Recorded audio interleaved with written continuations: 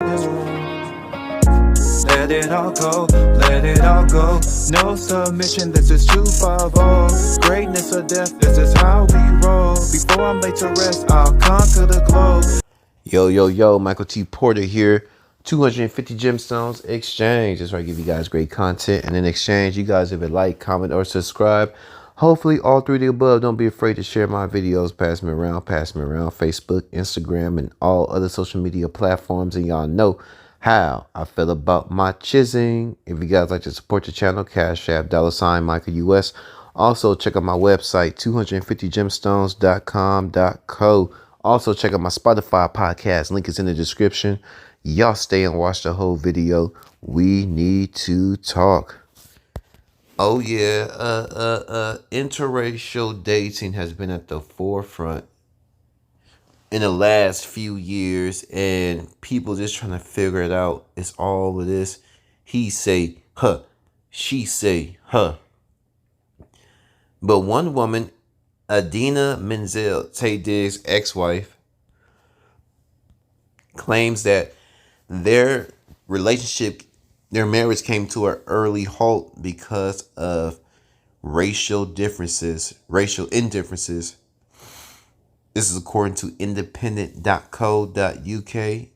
Idina Menzel reveals the interracial aspect of her marriage with ex Taye Diggs influenced their divorce.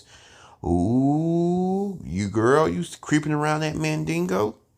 There was a disappointment in the community with him because he was married to a little white Jewish girl. Damn. Idina Menzel has spoken out about how the interracial aspect of her marriage, Taye Diggs, led to their divorce. The actor, 52, opened up about her ex-husband who she divorced in 2014 after 10 years of marriage. Damn, I know they're married that long. During the episode of Jesse Tyler Ferguson's Dinner on Me podcast, which aired on October 17th. According to Menzel, the reasons why her marriage with Diggs came to an end were very complicated. However, she specified the one thing that did affect the relationship was the challenges they experienced being in an interracial marriage. I mean, we're supportive of each other always. So excited for him, she said. I think that came into play more as he talked about it too, is the interracial aspect of it. Menzel recalled that she and Diggs met on Broadway while co-starring in Rent in 1995. Ooh, that's way back. The Frozen actor maintained that her peers were very accepting of their romance. But when they left their Broadway cocoon, Menzel admitted that things ultimately changed for them. When you're in the theater, it's just not a thing. Like, we all love each other and sleep with each other and the best friends with whoever wants to be whatever sexual orientation, she said. So what she just said, that was a lot. She said, when you in theater, it's just not a thing. Being in an interracial relationship is not a thing because it's man on man, woman on woman, black man on black woman, white man on white woman, black man on white man, white woman on white. Anything goes. That's what she's trying to say.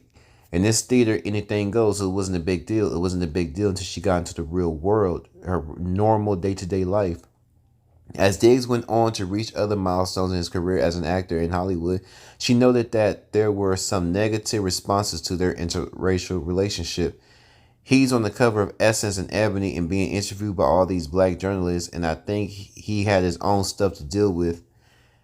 It seemed like there was a disappointment in the black, see, it says in the community, but she's talking about in the black community. There's a disappointment in the black community with him because he was married to a little white Jewish girl from some show that we don't even remember anymore. And I took that on too.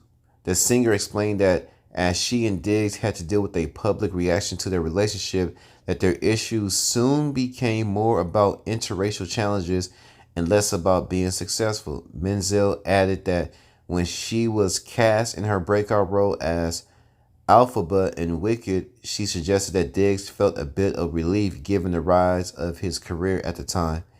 He was happy and proud of me, she said. He has always been supportive and probably relieved, so he didn't have to feel like he was overshadowing me in some way or taking up too much space. Diggs and Menzel tied the knot in 2003, Had a son in 2009. Separated in 2013. So if you guys want to check out the rest of the article, it is independent.co.uk. I'm going to give you my opinion, and I'm going to meet you on the other side. Would y'all like to know my opinion? Would y'all like to know my opinion? Of course you do. That's why your ass is here. Interracial relationships, they can be complicated, and they can just be as simple as black on black, as a, just a, well, what's the word for it? A couple that stayed inside their race. Interracial relationships can be very complicated. It's not the skin. A lot of people think it's the skin. It's what the skins represent. It's the backgrounds, it's the history, it's the cultures, it's the foods. It's like the black experience. It's a number of things. But at the end of the day, if y'all love each other, that skin color and the food don't matter. Do y'all care about one another? So I honestly believe there's more to this story than interracial. The whole interracial thing has been all over the place. But me being a handsome black man, I never. Am I race loyal? I didn't get. I don't know, because I slept with damn near every race. The only two cultures I haven't slept with, Asian and Middle Eastern, but I've slept with all the other cultures. The black man have been slinging that mandingo into other cultures of women since we first got to America. Slamming the Indians, slamming the beautiful black women, slamming the Latinas all across South America, all across the Caribbeans, slamming the white woman, slamming the Asians. We've been slamming everything since we got here, since we've been spread across the earth centuries ago. That mandingo has been in so many different cultures, so it's nothing new to a black man. But see, the black woman, this is new to the black woman. This is kind of new to the white woman, because their uncles and their brothers, the brothers of the white women, they really hate the black man because the black man ruin their opportunity to get with their sister. See, the brother of the white woman, he been fantasizing about his sister since they were kids, and she's like, I don't want you, I want the mandingo. And he's like, he can't believe that he really can't believe that she would turn down her own brother just to get with a black man.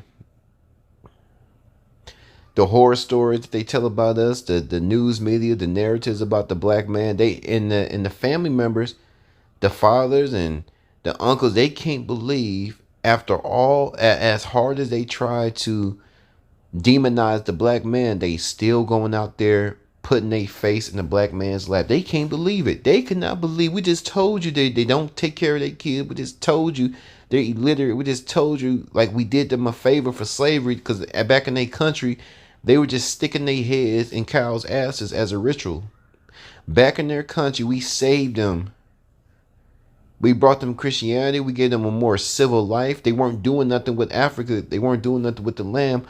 Our forefathers did them a favor. They were just sticking their heads in the asses of cows. Deep in there. They don't take baths. They're starving. Look at all the images of the black man. We try so hard to deter, to discourage you from sleeping with that black man, and look what you do. Look what you do. You go out there and bust it open. Mandingo party. One wasn't enough. You let the whole gang hit. Interracial couples. You knew he was black when he got with you. You knew she was white. So, or she's Jewish. So, okay, so she's Jewish and you are black. What does that have to do at the end of the day? What about love? It's not a color. Respect is not a color. I'm big on respect. Damn the color, respect. If a black woman come around here and she bringing them big juicy curvy lips over here and that fat ass, and she love me the way I need to be loved, she respect me. Hell, love is gonna come. That wave's gonna come. It's about that respect. That's what I'm looking for. I'm looking for the respect. If that black woman gonna come with respect, and she caters to me, she ain't giving me hell. I know she gonna give me hell. That's just on the woman's nature. They chaotic. But she just give me a little bit of hell, a little the hell I can manage. I'm gonna take care of her. I'm gonna buy her house. I'm gonna spoil her. We gonna have a good time. Latino woman.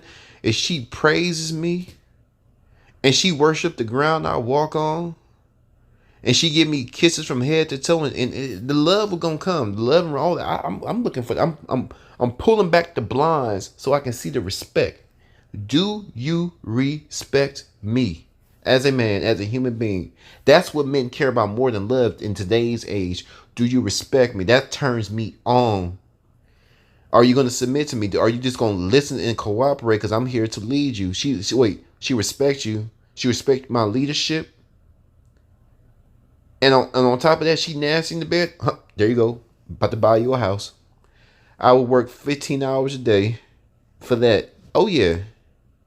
Asian, same for the Asian, same for the white woman. If all these different cultures respect this black king, butt naked, freaky sex, and she allowed me to lead, and she gives me just a little bit of hell. A little bit of hell that I can manage. They all gonna give you, I don't give a damn how sweet she is. She gonna give you some type of hell. Give me just a little bit of hell to where I can still, within my limitations. Oh yeah, I got you, baby. That is a turn on. It don't matter about the color. Now, for survival of the race. See, we live in America. This is where this whole race thing becomes very tricky because there's so many different cultures. Y'all do know America is one of the few countries where there's so many different cultures and religions in one place. You got different political parties. You got so many different governments. You have local, state, federal. You have black, white, Jewish, Palestinian. Think about this. We have Muslims and Jews in the same damn country. They hate each other. You got black and whites in the same country. They hate each other. You got the Asians over here. You got Mongolians over here. You got the Chinese over here. You have every culture in the world packed here. It's bust wide open. So this whole culture thing, I am for my black folks. We gotta get our stuff together. So for the survival of the races, the dynamics begin to change because now you're talking about races sticking together to survive. That's where it starts to the friction. You're a successful black man, and that out of all the successful, beautiful black women, out of all the successful, beautiful black women, curvy, beautiful, submissive, educated, she's nasty in the bed. How is it that you're a successful black man, talking about Taye Diggs, and you couldn't find no cute girls? Let's say you got married in your late 30s. You couldn't find a 25-year-old coming out of college. You couldn't scoop up and put your black juice in her and have a beautiful black family. This now because I'm bringing this up because she said the community. She's talking about the black community when he was taking photo shoots on Ebony and Essence. She said the black community, wasn't too fond of his situation. They were putting pressure. The black community was putting pressure on Taye Diggs because he married some little white girl. She said it. They was on his ass. The black community was on his ass, and she really didn't want to say it, but Idina Menzel was talking about the black queens were on Taye Diggs' ass because they can't believe another successful black man is with a white girl. They just can't understand. There's beautiful nurses. There are doctors. There are black women that are in legislation and politics. There are black teachers. There's I've seen some of them teachers. Lord have mercy. Them teachers down south. I'm out here in Dallas. Shout out Dallas. Brought up in Sacramento. Shout out Sacramento. My second home, New Orleans. Shout out New Orleans. Shout out from all the major cities. But those are my three babies. Those are my babies right there. Yeah, them teachers are fine. Big breasted black women. Them chocolate nipples. All these beautiful teachers. All these college instructors. You couldn't choose one. And they say, boy, he's a nerd. He's not thugged out. Go. And some black queens, especially now, black men, we gonna nigga ass, but most black men have already stepped outside the race. But the black queens, they're looking at it like, okay, you're not a thug, you're a nerd. You still couldn't find a nerdy black woman. I'm gonna do a segment on that. Nerdy black women do not find nerdy black men attractive. That's what I think. What do y'all think? I don't think nerdy black women, and it's not. I'm a nerd. I love information. I love to read. I ain't trying to be no dumbass niggas in these streets. You understand what I'm saying? I ain't gonna let no nigga talk around me. I ain't gonna let the politician talk around me. I'll brush up on the laws. I'll brush up when I write music. I'm into literature, so I do know what the hell I'm talking about. Journalism. You understand what I'm saying? Journalism. Novels. So let's get this straight. Out of all these women that are into literature who have a fascination of knowledge, there's still no excuse. This is how the community that she's talking about, Taye Diggs' ex-wife, the little white Jewish girl, she's saying, what she's saying is the community was still on his ass because even though you're a nerdy black man, you're corny. How come you can't find another corny black woman and y'all make some corny black baby? You still, it's not so much that you're corny or nerdy or him and the woman is Taye Diggs and a black woman, they're nerd. It's the fact that the melanin, they want to see successful black women. It's not so much about the black man, it's about the black woman. They're trying to figure out, what I'm trying to say is the black woman can't figure out, why aren't y'all pulling y'all black women up? How come the successful black man refuse to pull up a black woman? They can't understand it. They just can't understand it. Now I can see both sides, but I'm gonna have to agree with the sisters on this. There are, what I mean by nerd is not a derogatory. I'm just talking about people with common interests. Taye Diggs is a chill brother. He's not a rah rah nigga. Go find a black woman that's not rah rah. That's what I believe. That's what the black women are saying. Y'all black women, why y'all listening to this? Y'all help me out. Y'all watching the video, y'all help me out. But is this what you guys are trying to say? How come you can't find a black woman with a common interest and pull her up and shower her with gifts and put her in a big mansion? Because I think that kind of gives hope to the black women that, we can find a black man, and a black man that does make it, he will pull us up. I think that's the narrative that the black woman is striving for. I think that's the agenda that black women are striving for. Because like I said, the black man has been running up in different cultures for centuries. Slavery, all these type of things. We buck wild with it. The black man is buck wild with the mandingo. But y'all flood my comments. I would love to know what y'all think about Idina Menzel and Taye Diggs. They're divorced, and their main reason was because of interracial conflict. 250. I'm gone.